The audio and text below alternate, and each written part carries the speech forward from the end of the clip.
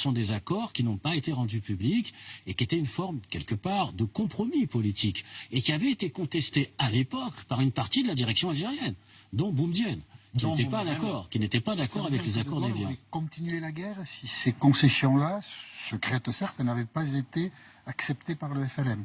C'est-à-dire qu'en fait, De Gaulle voulait en finir vraiment. Oui. Il voulait en finir vraiment. Le rapport de force n'était pas pour lui. Non. Pour le coup. Tout à fait. Le rapport de force n'était pas en sa faveur parce qu'il avait tenté plusieurs opérations du type partition, par exemple, de l'Algérie. C'est un ballon d'essai qu'il avait lancé, qui n'a pas marché. Naturellement, les Algériens se sont retirés.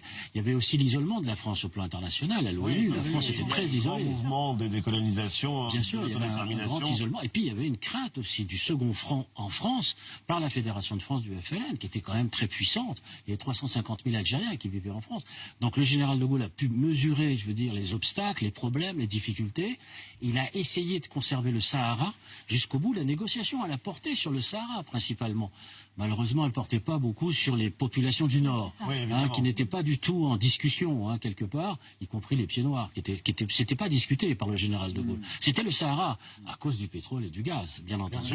Et ça, c'était la négociation principale. Et les Algériens n'ont pas voulu céder sur la question du Sahara. Et à un moment donné, donc, les choses sont allées très vite et il y a eu la signature des accords.